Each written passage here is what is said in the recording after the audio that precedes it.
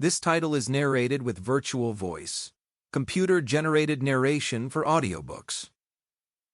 Superhuman Nature by Brandon Overall.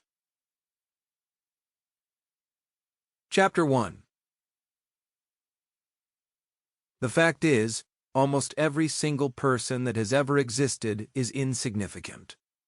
Every life that comes and goes in this world makes no more impact than the tiny ripple of a raindrop hitting the surface of a pond.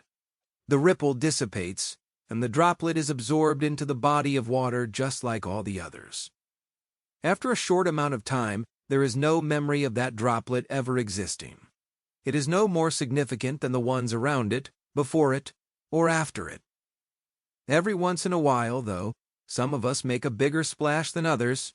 Sometimes, instead of a raindrop falling into a pond, our lives are like a branch falling off of the old willow tree that hangs over the side of the water. The sudden impact is unexpected. The fish scatter, the sound echoes into the distance, and the nearby wildlife sees up to assess if there is a threat. That branch will rest at the bottom in the still sand beneath the surface and, for a while, be visible to those standing on the edge of the water looking in. For a while is not forever. Eventually, the fish will forget what startled them. The wildlife will realize the noise they heard poses no danger, and even the biggest willow branch will be withered away by nature's slow janitorial process. The interesting thing about human beings is that none of them want to believe they will be forgotten. They all feel like fate has chosen them to make a difference in the world. They all fancy the idea that future generations will somehow care that they ever existed. This is, of course, a delusion. The vast majority of people will be forgotten shortly after their death. Immortality is the ultimate fantasy. Through our actions, we seek to immortalize some memory of ourselves in the history books or in our children. As an insurance plan, we seek to immortalize our souls.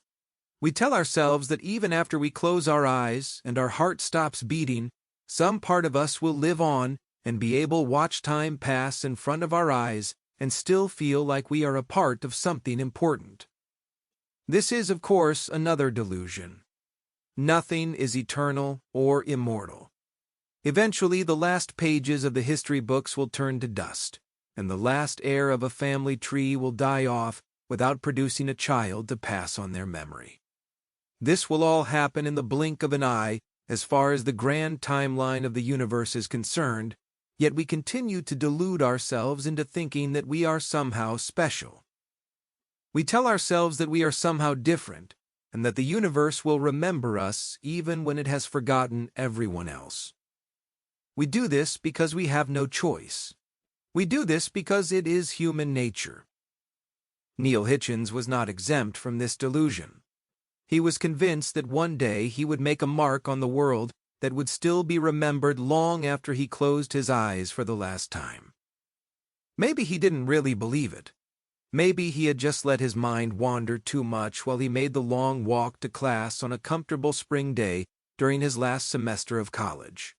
He had started spending a lot more time thinking about his future, now that the last stressful year of college was coming to a close. Graduation would soon be upon him, and there wasn't a whole lot he could do to screw it up at that point. After an entire lifetime of learning, self-discipline, and determination, Neil had finally made it to a huge milestone. There were only a couple of weeks left before the last exam week he would ever have to worry about. His somewhat decent GPA was already set in stone, he had a secure job lined up, and he had the next 4 years of life planned out for him. There was nothing left to worry about besides such unimportant things as his weekend plans, the meaning of life, and all of those problems that never seemed to have a solution, no matter how much he would ponder them. Neil finally arrived at his classroom, and immediately sobered up out of that almost meditative state that he would get into sometimes when walking or driving for long periods of time. He became aware of his surroundings again, and sat down next to his buddy Ross in the third row. Really, everyone in the class was his buddy. After all, Neil had known them for the past 4 years ever since he was a new cadet who had no idea what to expect out of ROTC. To keep listening to this audiobook, I've left you a link in the description so you can do it, at no cost thanks to Audible's 30-day free trial.